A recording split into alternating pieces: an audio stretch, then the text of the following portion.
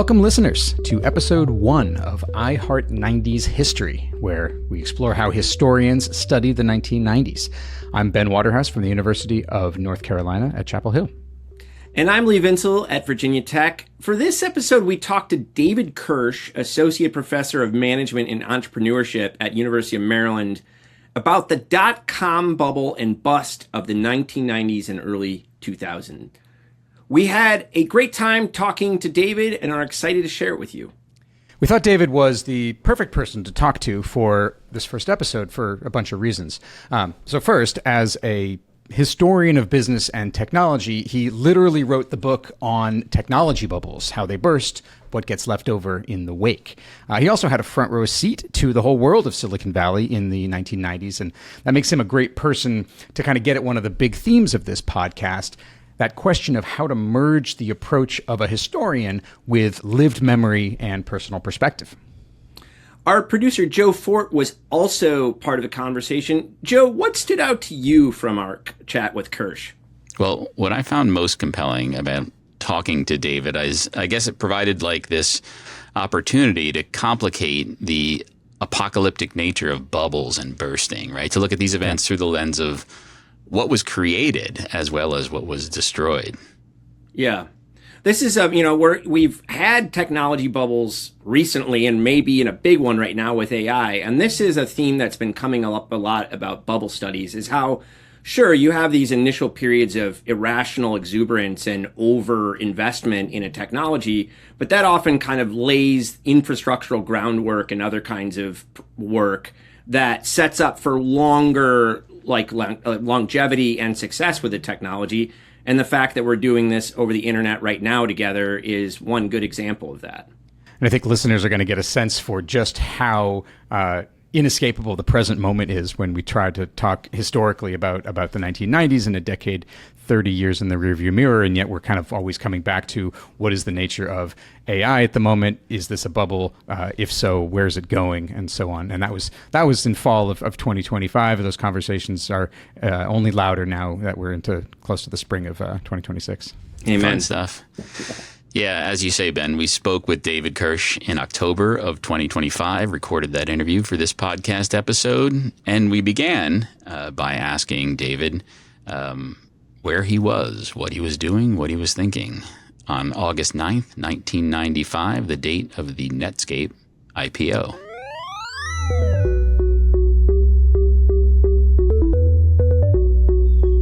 So I was in grad school. I was writing my dissertation about the history of the electric car, and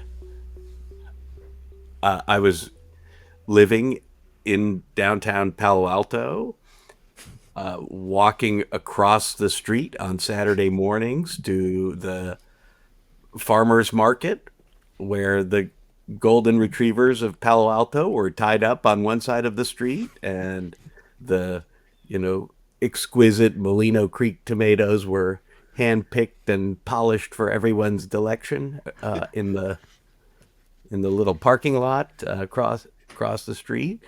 And it was a big deal. People were really, wow, this thing is really happening. I had already been exposed to the World Wide Web at that point, as we used to call it, that thing, WWW. I probably had been using it since the fall of 94, I think was probably when I was first introduced to it. And I would go to the Stanford libraries and get on, I don't know, they had these weird like workstations. Maybe this was the next era of Steve Jobs' company. And I would log on to the Michigan web service to look at weather maps and be just amazed at how powerfully how quickly these sort of images would load and the color and having been a very long time email user and even before that, I'd used Finger on, Unix in the early 70s. I mean, this is going way back, but this I knew this was something weird, and and everyone was using Netscape. It was the thing, and it was a big pop. That IPO really, everybody, there was a bunch of demand for it, and I remember there was some event later that summer.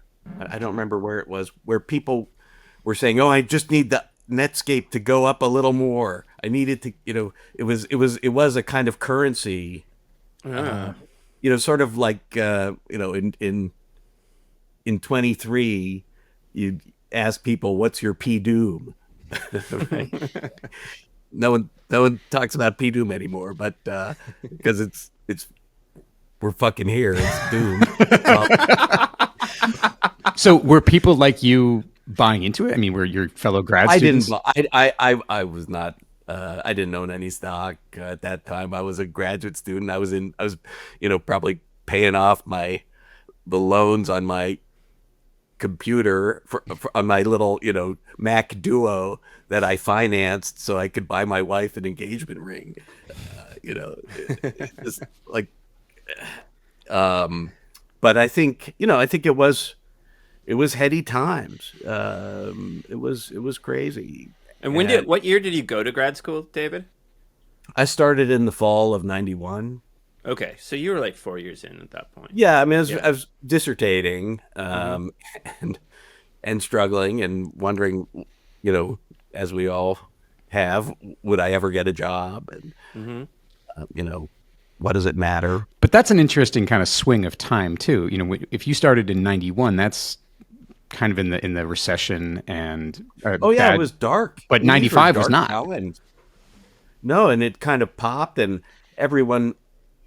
I mean, by way of context, I grew up in Palo Alto. I was living on Forest Avenue. I'd grown up on Pittman Avenue, which was right next to Forest Avenue. I'd in many ways gone home for grad school. Even though it was a very different, the place I came home to in 1991 was not the place I, spent the late 60s and early 70s growing up in. So it was already very different, but 91, it was pretty somber. There was not a lot of traffic on Bayshore Freeway, which is of course the true test of a bubble is traffic on Bayshore Freeway, and so it was, and by 96 it was crazy. In fact, the story I tell people is when we left our apartment. So we had this beautiful apartment in one of the old buildings in downtown Palo Alto. My wife was an attorney at Wilson Sonsini. The handmaidens to every major IPO up till that point, and the first real Palo Alto law firm. All the other law firms that came were sort of transplants from San Francisco, so we could afford this kind of nice-ish apartment. I mean, nice. It was a nice apartment. There's not your grad student salary. Yeah. I mean, whatever. As long as I paid the payments on the ring. So you picked the right time to buy the ring if you're going on how many months salaries. Grad school is the time to do it. yeah, for sure. It's we moved in. It was this 2-bedroom apartment. It cost us $1,400 a month, which seemed like a crazy amount of money. Yeah. Over the course of 5 years, they the rent didn't budge until the final year. They raised it to like 15 and a quarter, and we were, shaking our fists, and then we moved down to LA for me to take this postdoc at UCLA, and the people they rented it to. So this was fall of 96. Paid. They went from 15 and a quarter to $4,500. Whoa! And then we started getting, and so we filed the change of address form and all this. And we got some forwarded mail for a while, and then it stopped. And then we started getting these FedEx packages of our junk mail. And we were like, what's going on? And it turned out that the woman who had rented our old, who moved in when we left, was, and I kid you not, employee number 3 at eBay. Wow. And she had been a paralegal at Andrea's firm because she'd been sort of poached by, like, someone had gone from Wilson Sonsini to eBay. They'd then hired her. And I forget, maybe it's not number 3, so very early. Anyway, she's kind of basically the staff at eBay. She had $90 million worth of options. And so she recognized our name on the junk mail and was FedExing us the junk mail because of course she could. So the $4,500 was you couldn't even see it. It's amazing. Well, I mean, it just to kind of give you and that was within 12 months of our leaving. Yeah. Maybe 2 years max. So really we left right when things just exploded. So that kind of gets us. Yeah, I mean, that kind of gets us around to what we were, wanting to talk about with this bubble and the timing of it. And we started by asking you about the Netscape IPO because you and others who have written about this have sort of placed that as the symbolic, I don't know, beginning peak. I mean, how and also maybe as a scholar of bubbles, how do you understand a particular moment, and how do you say this is the thing that mattered? You can tell anecdotes about FedEx and junk mail, but how do you, why do we fixate on something like the Netscape IPO in the summer of '95? Well, the interesting thing is, of course, we only see this in retrospect. I mean, this is why we need history and, Kranzberg's laws, right? History of technology is the most important. I mean, we need this because you can't see it in the moment. I can tell you we're in a bubble, an AI bubble today. Mm-hmm. I can't tell you when it started, and I sure as heck can't tell you when it will end. But right. Only by kind of keeping the whole period in view that we have any hope of understanding what's going on. And so I think the Netscape IPO is convenient. It's a convenient marker. So if you read, John Cassidy's book, which went through a couple different names. This is .con. Is that the one? Yeah. Yeah. I don't think it was original. I think it was originally .con, and then it became something else because all of a sudden everyone realized, it wasn't such a con. It was kind of a cool thing. Or maybe it became .con and started as anyway, it had a couple names. But there's a kind of sweep to the period. So, do you market to Al Gore talking about how he invented the internet in a Senate hearing in what was that, 91, or the privatization, the passage of the plan to privatize the internet over time, or the actual launch of, release of the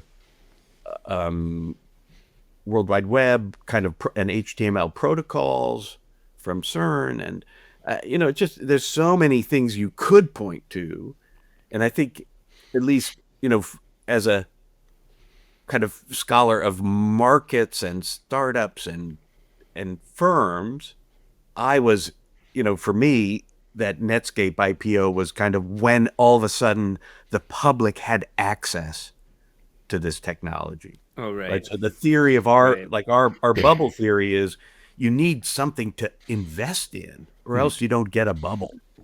And Netscape was the first pure play thing you could invest in. That was just, here's this World Wide Web. This is how you can buy into it. Yep. And before that, you really couldn't. Like, you were going to invest in like IBM or Compaq or whatever else there was. All of those other plays were just generic tech companies that happen. They were selling the generic picks and shovels, but not the actual sluice tool to separate gold from the silt. Yeah.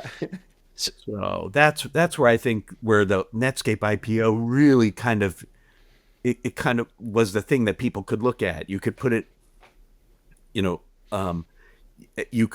this was a tool you were using every day to access this new thing. You were using it to get quotes about the price of the Netscape stock.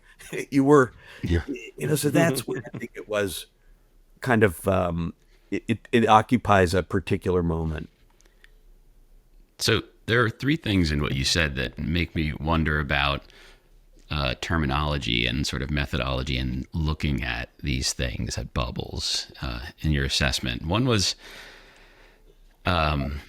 looking back and saying, like .com, right? And you're looking back saying, oh, well, maybe it's not that bad, right? Another is the AI bubble. You're saying we're in an AI bubble. I can't tell you when it started. I can't tell you when it ended. I can only tell that in retrospect. And both of those things make me wonder about bubbles. Like, if they don't pop, are they bubbles, right? We're in an AI bubble, but what makes it a bubble? Does the popping make it a bubble? And the not bad thing, is the fallout have to have a certain damage that it does? Or is there some more complex functionality of a bubble in sort of the arc of technological development? And the other thing it made me wonder was about the whole public thing, the distinction between public and, but I think that's for the other side of your address of sort of the terminology of bubble. Do you need a pop to have a bubble, David? Yeah, I think if it's just a boom, it's not a bubble. It's just a boom. But most booms, in most boom times, people get, overinvest. They get too excited. They get, people think it can do everything. They think, well, I want in on this. I'm going to start my little AI company that's going to get squashed like a bug when when OpenAI rolls out that functionality. And there'll be 100 of them because, of course, everybody's looking at the same evidence and doing the same thing. So I think, I don't want to recapitulate the whole book on bubbles, but I which I hope is over my shoulder. Yeah, it's somewhere back there. You can plug it, do it. No. So, we did write a book. Brent Goldfarb and I wrote a book on bubbles and crashes in technological change. And I talked to Lee about it on the podcast, a couple of years ago when it came out. And we have a model, and we think it's pretty robust, and it certainly helps us understand the AI moment quite clearly. But I think there is always this overreaction. So, and it's sort of natural because there's uncertainty. We don't know what's going to happen. The stories, we lose our critical faculty. We can't assess necessarily the good ideas from the crazy ideas. And there are no experts because no one's been in this terrain right. Before. So, your expertise is as good as anyone's. And I say it's going to do this. And if you can convince a couple other clowns to, right. jump in the car with you, you'll get the crazy thing is the scale. The scale today really is stupendous. It's larger than the .com bubble by a lot. Multiple orders of magnitude, right? Pets.com, the famous, kind of poster child of .com excess at its height what the enterprise value of all the publicly traded, of that company was $300 million. And if you figure that, there are now a handful of AI companies that are valued at $300 billion, and NVIDIA is $4.5 trillion, we're looking at truly, it's a big bubble. So, David, you and I know- talked about this, I think, a little bit up in Canada last summer. Yeah, Like in yeah. the big sweep of economic history, how do you account for that? Is there just more wealth in the world Yeah. today? Is it about inflation? Is this, or is this simply that the bubble of the 90s wasn't as big relatively to the entire economy as we maybe thought it was at the time, especially if you compare it to today? Yeah. Oh, that dot-com bubble was so cute. Right? It really A little was. spittle on the end of your tongue. Yeah, just a little. Oh, yeah. There it went. Nobody got hurt because it was all it was equity investment, so people could afford to. It was, Can you back up? Can you explain that money. for listeners what equity investment means? Yeah, so, most of the those dot-com companies were not leveraged. They hadn't borrowed money. This was not the the housing bubble, 2000, housing crash, 2007, 2008, that was so much worse because that was people's homes and they'd borrowed money to do other things. So unwinding all of those commitments ended up just, as we saw, basically destroying America. And several other And- countries.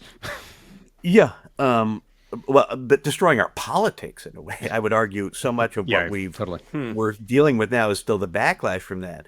And the dot-com bubble, what didn't really hurt anybody except a few, wealthy investors, these VCs, they sort of, okay, maybe a few, if you were holding QQQ and it went from 5,000 to 1,100, you were bumming, but where is it now? You're fine. So I just, these were not, the leverage play at that time was actually in the telecoms. So, there were a lot of those Global Crossing, the kind of Beverly Hills phantom startup that raised a bunch of money and built a lot of fiber that stayed dark for decades. There were some real losses there, and maybe we could talk about, I don't know, maybe some, people couldn't afford to, put the addition on their Hamptons house because of it. But I just don't think that the thing today is tech is a bigger part of the economy. It's a bigger part, a lot of, a significant fraction of growth in the S&P 500 in Well, the GDP, like half of GDP, the right? It's a half of- percent. right. 1% of GDP growth is half of GDP growth basically is from capital expenditures around AI data centers. yeah. So this is huge, and people are starting to lever. This is not now just money that's being put in by the supersized funds like SoftBank and the Saudi wealth fund and whatnot. So we're all on the hook for this one for sure. Wait, is now the point where we can talk about Hyman Minsky? I don't know. Wait, yeah. Well, let's say what that means. Do we need to educate Lee on Hyman on the Minsky moment? Go for it. Well, I'm not going to do it justice. This is sort of a 70s era economic heterodox economic theorist, but the theory of bubbles is that the tipping point, the bursting point, comes when David, correct me if I'm not phrasing this correctly, but it has to do with when you reach the point of maximum leverage, when you people are borrowing to invest, and the money that they're borrowing is contingent on the collateral of the thing that they've invested in, and it reaches a point that you can't predict ahead of time. You can only see it after, where the I guess is it the borrowing costs just exceed what the the rate of increase. I'm not sure if that's an economically sound way to put it, but it's the moment, the Minsky moment, is when the bubble can no longer sustain itself through borrowing. How'd I do, Professor? I think that's right. I mean, it really comes out of the 1920s. In 1929, the finance, the sort of financial interests had actually withdrawn from the market to a certain extent, and a lot of the borrowing was corporate and sort of a these were non-expert players. They were just borrowing, the margin loans, and so it kind of became unsustainable. And I think I don't think that really ever happened with the .com. I think what happened with the .com is it just people realized that it was going to take longer than these valuations suggested. Yeah. And so then, if you look in, say, early 2000, the Goldman Sachs Internet Index starts dropping well before the peak in March of 2000. And I don't know, I may have shared this story with you guys at some point, but one of my historical collections is a company called Scient, which was one of these iBuilders. And the iBuilder was this kind of company that was set up sort of down the street from the venture capitalists. So you go in, you get your $15 million, Series A, Series B round or something from the venture capitalists, and you go down the street and you sign over $10 million of it to this iBuilder. That's basically a kind of newfangled consulting firm that builds your website for you. And what do? They bill out a bunch of English majors who've learned how to hard code HTML at $200 an hour to build you your, state of the art 1999 website to deliver dog food. Yeah, whatever it is.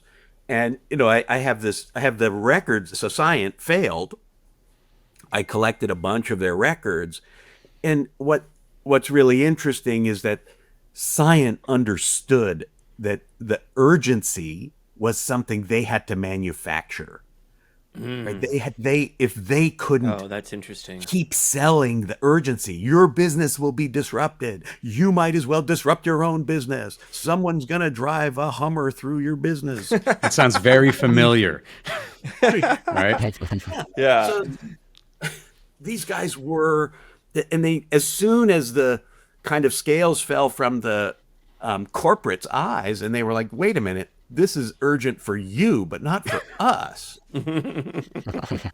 All of a sudden, the whole thing sort of just kind of unraveled. And that's when the valuations fell down, and that's when people realized, oh, actually, I can get dog food here or there, and I could have it delivered, but as soon as they actually charge me the delivery price, it's kind of expensive, and stop having VC money to subsidize it. It looks totally different. So, anyway, so I think that's when things kind of, unraveled. And obviously, it was a big crash, and 5,000 to 1,100 is a big fall. It's, I think we have a number in the book. It's 79% or something. Some 80%. crazy number. Yeah. Which hurt. Obviously, that is a lot of wealth. That was the NASDAQ fell 80%. Yeah, NASDAQ, but I think we're, the issue, Joe, about the failure, to me, I've actually really, where are we? We're coming up on the 30th. We just passed the 30th anniversary of the Netscape IPO. We should have done a paper about it. Holy cow, it was a great success. Look at the transformation. Look at all the things we can do that we couldn't do 30 years ago. all of those dreams, all of those fantasies of those e-commerce entrepreneurs have come true and more. Yeah, It's just- Netscape's gone. This is something we wanted to talk to you about. But Yeah. those players like Scient gone, Netscape gone. But look what we're doing iBuilder- right now. We're in 4 different places having this conversation. It's crazy. So I think that's why the Valley folks are sort of pro bubble, right? They're Right. like, give us one more bubble, we'll build something great. Right. Yeah, we'll blow some things up. Some things will go south. Some people will lose money, but in the end, you're going to get a bunch of cool shit and be able to do things and create value in ways you can't possibly imagine, and we can't even imagine. And that's a story, David, that goes back to the railroads in the 19th century, right? I mean, this is not a new 100%. phenomenon. 100%. There's a lot of bad railroads that were built, right? Non-economic railroads, but who cares? The railroads built. Like a few people, some bond holders got, foreclosed. I mean, or lost their money. It doesn't matter. Those were, again, Pish tosh, it was- panic of 1873, right? well, no, I think, but I'm saying the people who were the principal investors in those ventures were not the ones who were harmed, of course, right? If you were, again, maybe the Hamptons wasn't, if you're the Fricks and you're living on Fifth Avenue and, maybe it's one less painting on the wall, Right. then, I don't feel too bad for you. Right. Joe, you had like a second question you were going to ask about the public. I wonder where you want to go there. I want to talk about like kind of pop culture stuff in a second, but why don't you? Yeah, I think it's related. You're pointing to the Netscape IPO as being the sort of bringing it to the public's attention. It's like sort of out there now, and that's one of the things that makes it a convenient touchstone. And I think that brings out the importance of the narrative as fueling the bubble, right? So, is that like something that's necessary to generate a bubble? This sort of like emergence into the public arena, so that a narrative can be effectively spun. Absolutely. So strategic narrative is the name of the game. I think a lot of folks have kind of caught on to narrative as the importance of narrative. Even some economists now accept that narrative matters, which is totally, I'm all on board. Robert Schiller's presidential address to the AEA was about narrative economics and the way narratives structure belief. So for sure. And, what was it? I think it's November 30th, 2022 was the, chatbot gets released by OpenAI. Yeah. And, bang, right? We've been doing machine learning and, we've had AI, the Stanford Artificial Intelligence Laboratory that Sebastian's left to, to go to Google and start was that Google car or whatever that crazy thing he did? Or was that their education plan? Anyway, Stanford Artificial Intelligence Lab was, started in the 60s. Right. We'd had this kind of stuff going on. In fact, this thing, Acme is waiting. Acme was one of the first central computers at Stanford that had multi-user access, and there was it was a classic kind of tech startup inside the academy. This was way back when, but so that it'd been there for decades, but November 30th, 2022, brings it to the public attention, and all of a sudden the narrative snaps in like, wow, this is what we can do with AI. Which it strikes me that one of the one of the interesting things about what that historians do in this conversation, historians of technology in particular, but also business historians, is kind of push back against those narratives by being the kind of boring old person who says, yeah, but there were things before. There was, there's this history. It's not, this change is not dramatically overnight. Everything is different, which hype bubbles kind of depend on. And yet, my sense is that we're usually screaming into the wind when we're trying to say those things. Yeah, sure. What's the... David's been screaming into the wind about Tesla and a lot of other things for a long time. Yeah. Me too. So Still waiting on we do those our to pop, best. right? Yeah, I mean, Tesla, I still really can't understand. There's clearly something weird going on there, but and it may be a little bit like the Trump coin. There may be some. Yeah. The fix may be in there, but again, an interesting question is sort of what conspiracy do you believe? Should we just start listing them? I mean, for my wife, it's that Jeffrey Epstein committed suicide. She just, she doesn't believe it. She's not alone. That's her, and she doesn't. That's not something she says in polite company, although I've not said it to you. But, so again, thinking about what are the things that we can't quite believe. But anyway, but I do think that the idea that, AI is just another technology. It's just, it's a technology like lots of other technologies. Okay, it's a general purpose technology like the railroad, like electricity, like the integrated circuit. Yeah, like computing. It's gonna create a bunch of opportunity. It's gonna, undermine and disrupt a bunch of sectors. Okay, so what? Let's do it. But let's figure out kind of how to do that. My little, I'll share this with you because why not? Sure. Here's my little pet theory of the day. So I mentioned P Doom, right? So P Doom has kind of was what people would talk about in 2023. What's the probability that AI will destroy civilization, something like that.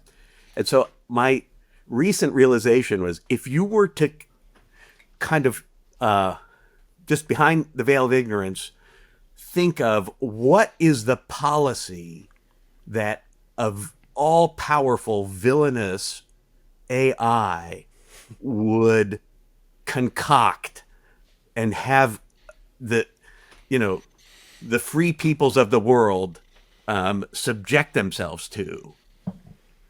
How does that policy differ in any significant way from what we are doing right now? And my argument is it doesn't. It does. Yeah. We are doing exactly what that all-powerful villainous AI overlord would want us to do, which is throw every piece, mortgage everything, leverage everything, build everything, drain every lake, build every building, convert every,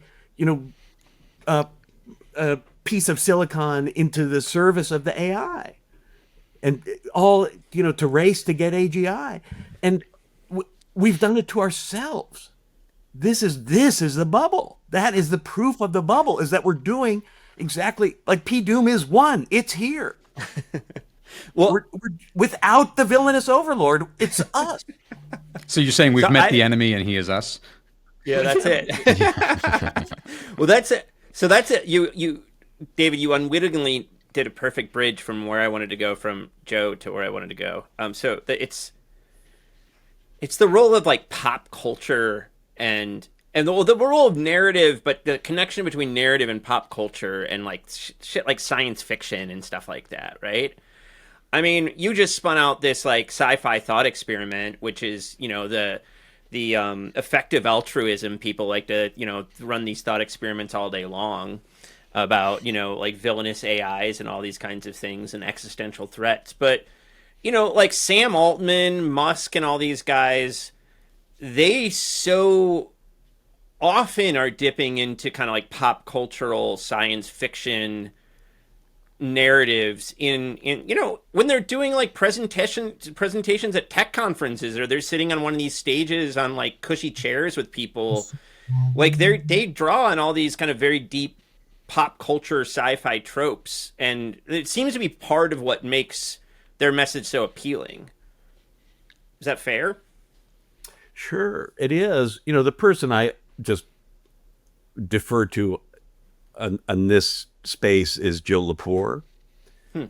I think she's, she has this whole series on Musk, and on Musk's sort of how damaged he was as a kid, and how sci-fi sort of rescued him from, from this kind of abusive nuclear family, and gave him sort of delusions of grandeur.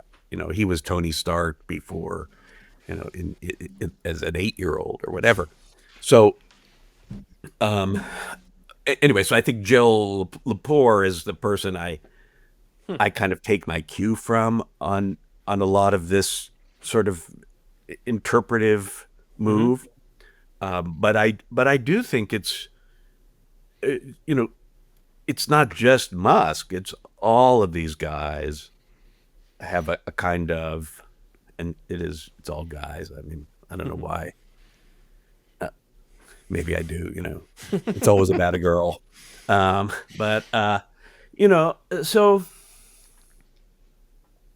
I think the culture isn't helping. That's for sure.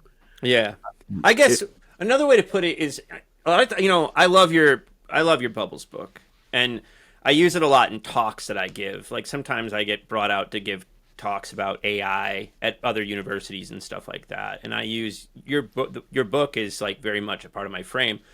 But one of the things I point out is that you guys are, interested in financial bubbles, because that's a core part of your book. But your book's very helpful for thinking about that. But your book is also, when we think about like uncertainty, not knowing where we're going to go, like the presence of naive folks who don't know what's going on and are around kind of rubes, and the power of narratives.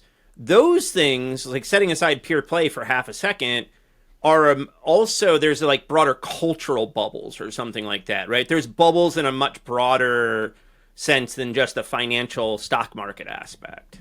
And when you start to think that way, kind of like you're saying with Lepore, then all these other cultural tendrils come in, like pop culture and all these tropes that people kind of play on when they're spinning out these narratives. And there's an issue of a problem of imagination too.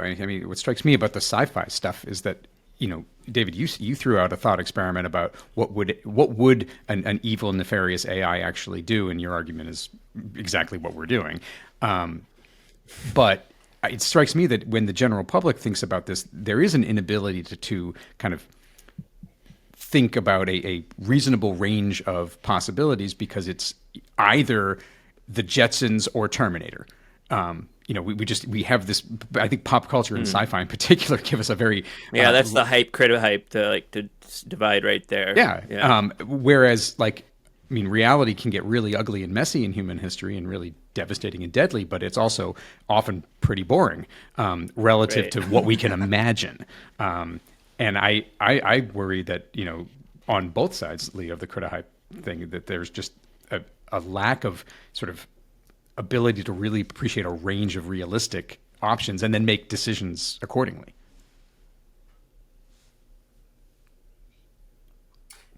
So I think that would totally track to a kind of AI as regular technology. Right. It's going to take, Paul David had that dynamo in the computer. It takes 30 years for technologies to kind of cross into, to have impact, to diffuse.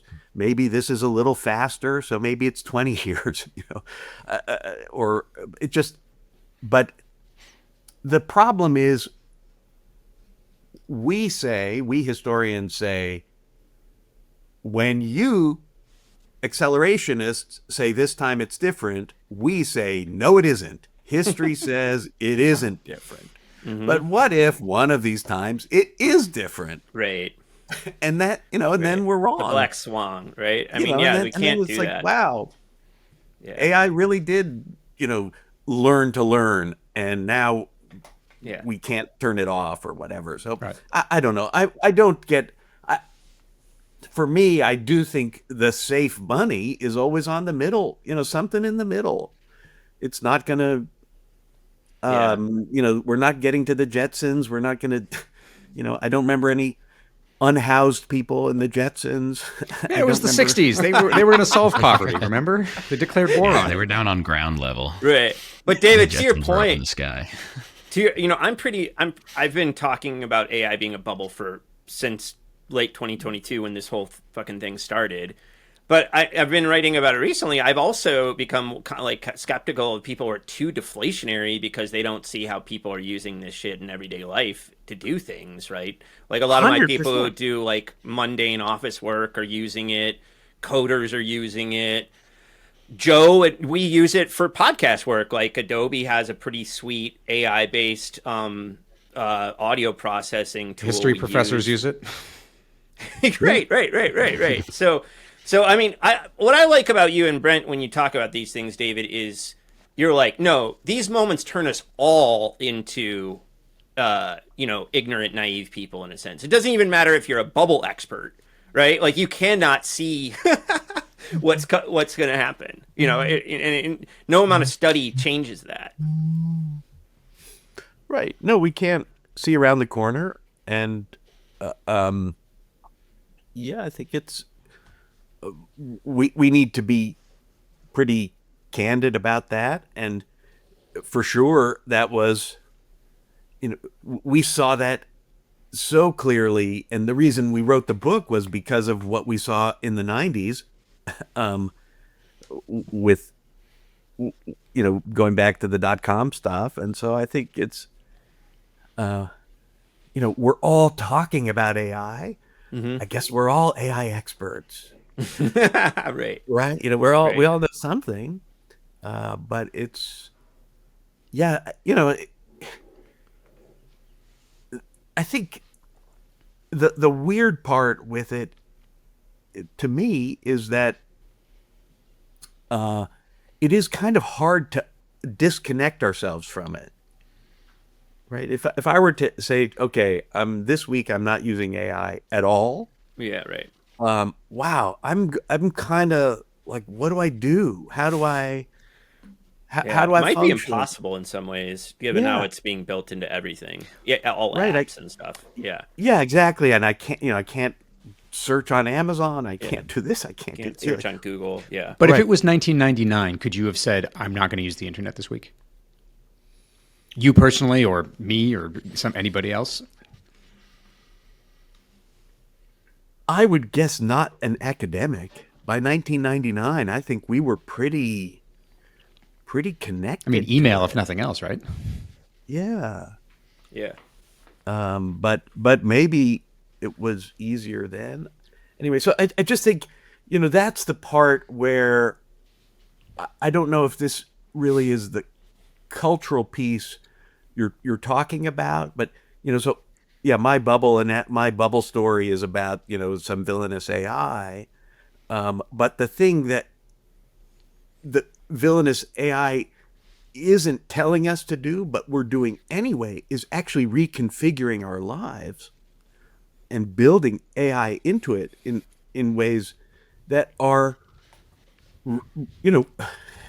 consequential. And, we're thinking, the AI agent applies for a job, and the AI resume reader screens my resume that I've submitted. Like, what's happening? ChatGPT drafts the email, and then some email summary AI tool summarizes it. Yeah, right. Yeah, and like, wait a minute, couldn't. So okay, I had a one line. I remember this must have been before your guys' time, but there was this email thing called 3 sentences. That every email should be 3 sentences long to try and minimize the noise. And, so you just write something very simple. It was like 3sentence.es. It had some Spanish domain. So it wasn't, I hope this email finds you well. You have to start with that. It is. That's one of your 3. You better make the other 2 really, really hit hard. But, there are ways we could do this. We could be efficient. We could be, communicate more meaningfully. But we don't. So, who knows? Maybe half the people who listen to the podcast are listening to it at 2.25, while they're like folding laundry, or they're having their AI summarize it. Yeah. And we all sound like chipmunks. It is. It's just really weird.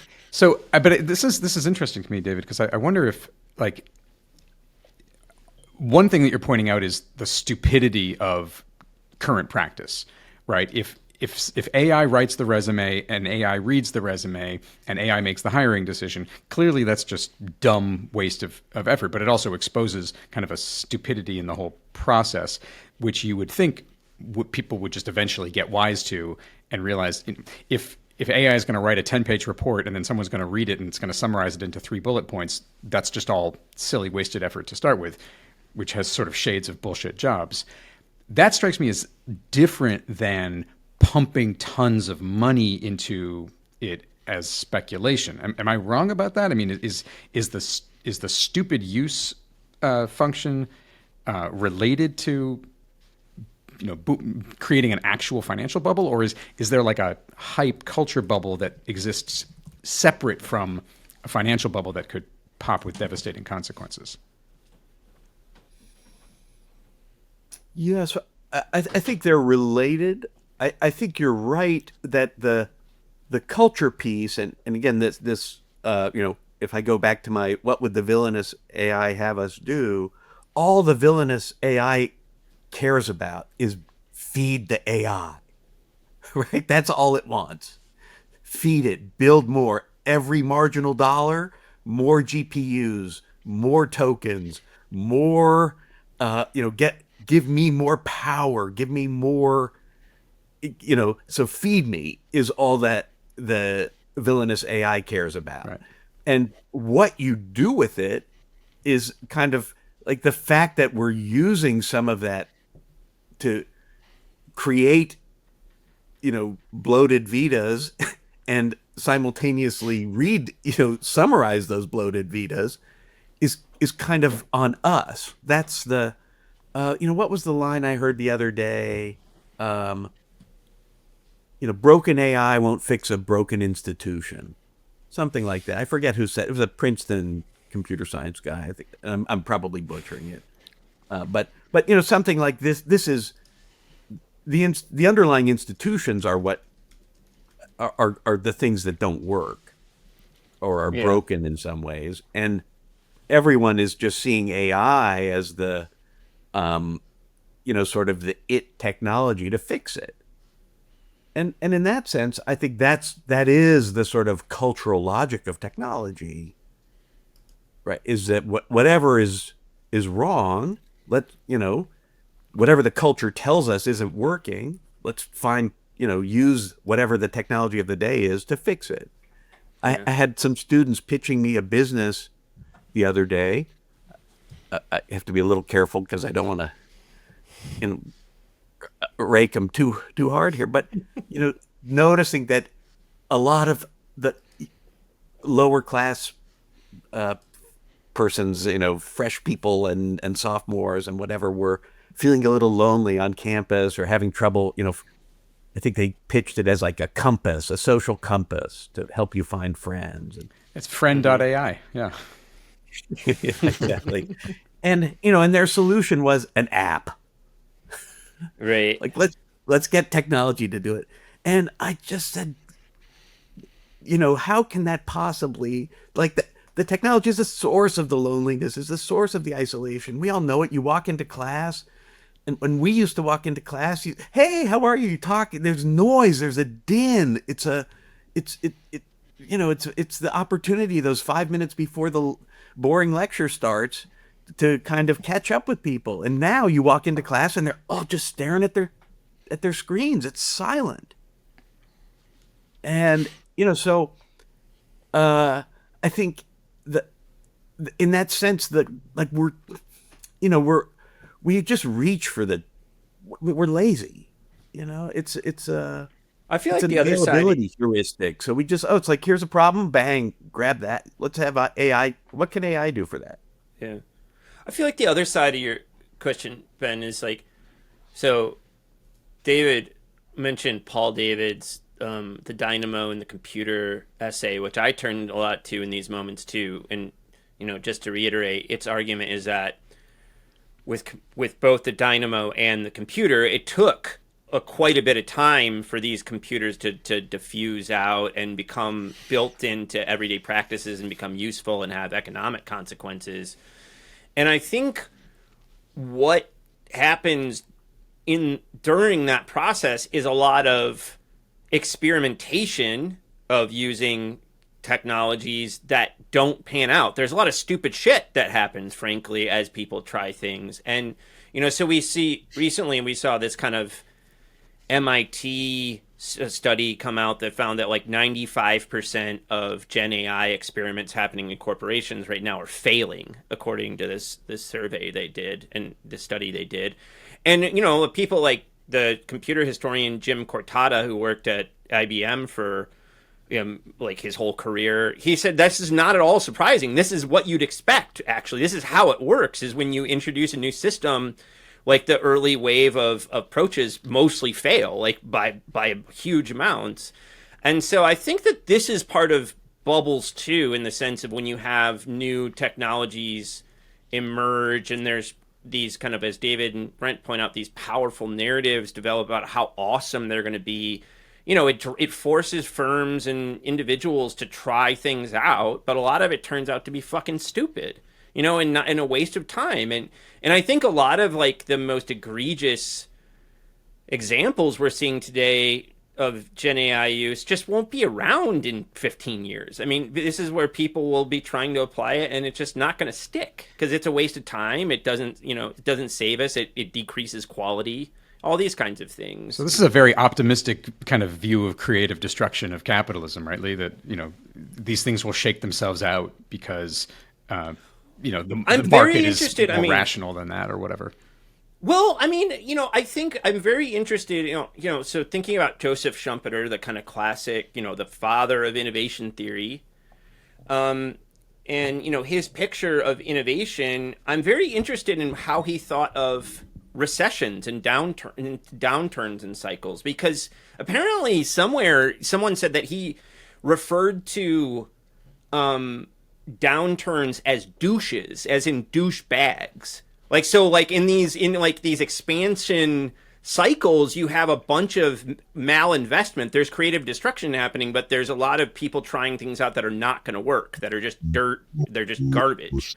And then you have downturns just kind of wash it all out. And that this is part of, some Schumpeterian evolutionary economist thinkers have thought about this way too. I mean, and so the idea is, and this is part of, David's totally right. We're seeing now, like a lot of the Silicon Valley folks, I just saw a piece in the Financial Times yesterday or the day before, they're pro-bubble for this reason. They say, no, like, right, with new technologies, we need a bunch of capital coming in here, and we're going to burn it. A lot of it's going to be waste, but we're going to give you these awesome things. So, I mean, it's very interesting how there's probably some truth to it in the economic sense and the kind of Schumpeterian sense, but now in a kind of self-reflexive way, it's become part of the hype. Well, it's become kind of like what these hype mongers are up to themselves. They've kind of like adopted the way of talking. Well, I wonder how much of that is actually a reflection of how we understand the history of the 90s and the dot-com bubble, because as you pointed out, David, it's cute. It's like this little thing that seemed like such a big deal at the time, but in the end, it didn't really hurt that much. I mean, there was a recession, but then 9/11 happened and everyone sort of forgot about, about this. And then the things that survived kicked ass and took names, right? Amazon comes out ahead, Netflix comes out ahead, and Google comes out ahead, and all the fiber optic cables are laid, and all the infrastructure is set, and Web 2.0 happens in the early 2000s, and suddenly the web goes both ways, and Time Magazine decides that you, the user, are the person of the year in 2006, and all of this kind of explosive internet capability transforms modern life. And we get to say, oh, well, the bubble wasn't all that bad. The bad bubble comes 5 years later in housing, which is just pure greed, speculation, and stupidity. And when it bursts, it destroys livelihoods and it throws politics into a fascist tailspin and it does all this horrible shit. But if we kind of glamorize the dot-com bubble as more creative than it was destructive, then we look at AI and say, fuck it, let's do it again. Yeah, so the question would be, what's the Section 230 of AI? Let's say that. Let's explain So- what you mean. So that, like Section 230 is this, carve out that Congress gave these internet publishers, that gave them immunity from being responsible for the content that's shared on their sites. And so if, that was meant at the time to allow this fledgling industry to kind of take root and not have to, content moderate every single, post of Jenny's, cat picture or whatever. I mean, just to clarify, this is in the mid-90s that this is enacted. I think it's a little later. I don't remember the exact date. I thought it was, I don't know what the date of I think it's DCMA, the Digital Telecommunications DMCA, the Communications Digital Decency Act? Or the Telecommunications No, the Act? Digital Millennium Copyright Act. Okay. Or It's 98. Yeah, so it's pretty late. Like, so, but these entities are here, and you're sort of like, oh, let's help these little fledgling guys. That Section 230 is now the thing that allows X and Facebook and Instagram to be the sewers that they are, right? That Right. they can't be, they're immune from prosecution for slander, except in the most extreme cases. And after 2016, after Cambridge Analytica, you had Zuckerberg and Facebook saying, oh, we're going to take content moderation seriously. We're not. And all the while, of course, Facebook was the newspaper of Myanmar, right? The Rohingya were being slaughtered on basis of, these conspiracy theories and disinformation that was being spread on Facebook. And, where are we 10 years later, right? We're basically Myanmar. Our Facebook is treating us like it treated the Rohingya. And Section 230 permits that. Right. And so the question, again, if we're thinking about this kind of the bank shot, the long term, then I'd say, well, what do we need? What are the things we need to sunset now? Like have a date certain that they will go away, to make sure that we aren't just kind of locking in a set of AI overlords, if I may, that who can't be dislodged because of some quirk in our institutional architecture that we put in place a couple of years ago when it looked like, oh, hey, this thing might be kind of interesting. So just to throw out for future reference, there's a whole sub theme to what, David, you were just talking about, which has to do with information silos and the fragmentation and stratification of politics and news. It goes back to the Fairness Act and things like that, and augmented through Section 230. And Lee, I just wanted to throw out that we could think about the history of the 90s in terms of information siloing and things like that in a future episode. Mm-hmm. Yeah. Well, actually, thanks, Ben. I mean, that really sets it up. So, David, one thing we want to do, and it builds on kind of the way Joe has been thinking about our media production stuff for a couple of years now, in terms of, not just using these podcasts to kind of popularize and synthesize thoughts that have already happened, but use it for like setting up future inquiry and, new knowledge creation. Like, when you think as a historian of bubbles, but also a business historian, and you think of like the .com bubble moment, and we should say that you're also kind of like, we didn't go into this, but you're also kind of fascinatingly like an archivist of the .com bubble and bust with your funky digital archive you have. But anyway, how do you think about, like, if you were going to approach it as like a serious historical topic, like examining the .com bubble and bust, what are some questions you have as a thinker, and also what are some, like, how would you do it, like, methodologically? Yeah, it's an interesting question. For me, the business plan archive that I started in 2001, really, when we got it started, was a response to my writing a book about the history of the electric car, where I had no records of those damn failed electric vehicle companies. Okay. And so here I was in 2000 writing a book about these electric vehicle companies, the 90, 100-year-old electric vehicle companies. And so I kind of thought to myself, well, what is the historian of 2100 going to want as an evidentiary base to tell the story of this, boom and bust period? In the same way, no one would say the automobile was a failed technology. It was a fantastically successful technology. There just happened to be a few dead ends along the way, for perhaps institutional reasons. Like, why did we have distribution of refined petroleum but not electricity, and that mattered a lot for the types of uses that people wanted to put cars to. So it was kind of maybe a little bit of an accident of history that I ended up not having the records of the electric vehicle companies, but only having the records of the internal combustion ones.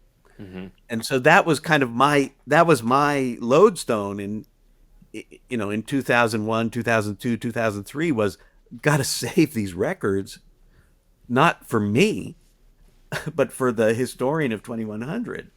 Mm-hmm. It's so cute that you think there'll be historians in 2100. I know, God knows.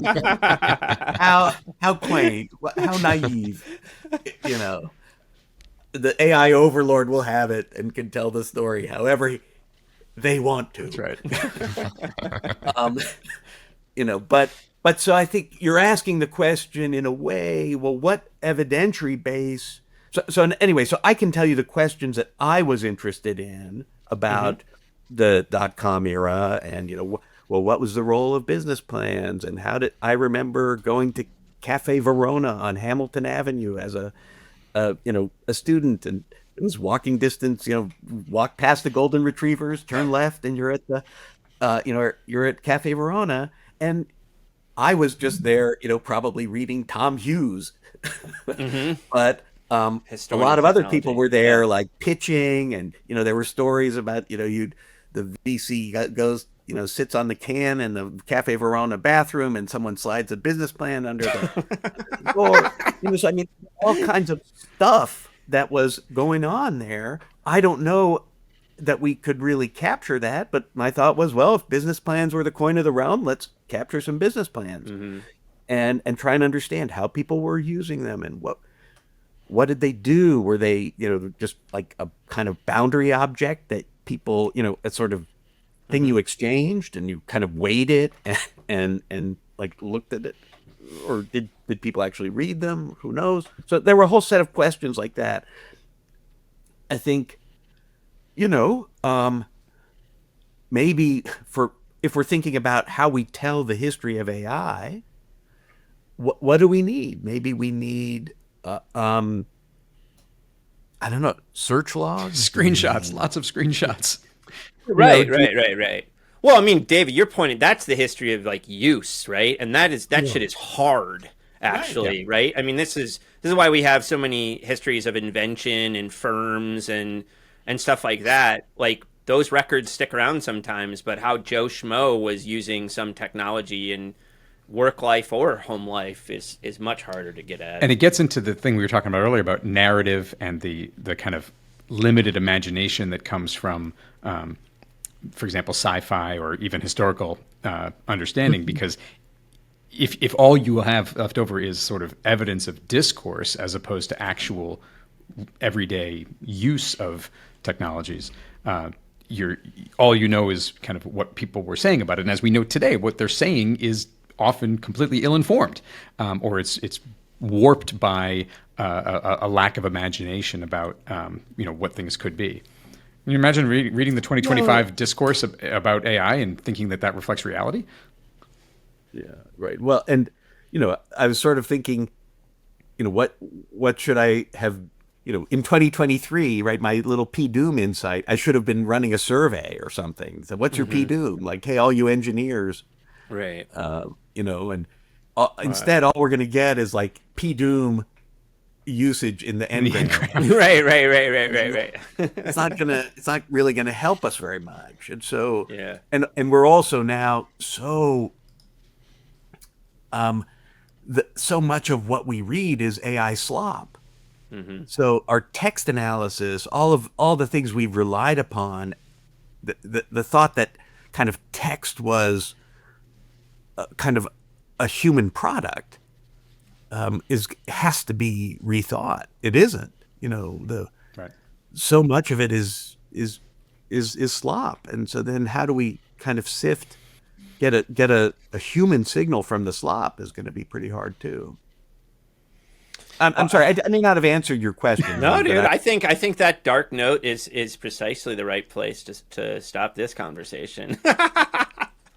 David, thank you for hanging out with us and then talking to us about this stuff. It was good as always. Great to see you both. Joe, nice to meet you. Yeah, you as well. Great to be with you. Yeah, thanks. Well, that's the 411 home slice. For us, this has been all that and a bag of chips. Word. Mad props for today's guests and contributors, and for all of the hands that helped to make this episode a thing. Our hosts have been Ben Waterhouse of UNC Chapel Hill and Lee Vinsel of Virginia Tech. The show is created in cloud spaces across the ether, but is anchored right here in the Newman Library Athenaeum on the Blacksburg campus of Virginia Tech. The whole thing chillaxes under the auspices of Virginia Tech Publishing and Press, and the New Books Network distributes our show to all of the places you'll find your podcasts. Along with myself, J.M. Lamb and Graham Conway are editors. Sarah Beatty built the art and animation any YouTube listeners may encounter. I am producer Joe Fort. And this has been the iHeart 90s History Podcast. As a final note, I'd like to say that our deepest and most earnest gratitude has been reserved for you, our dear listener. Thank you very much for listening. Peace out.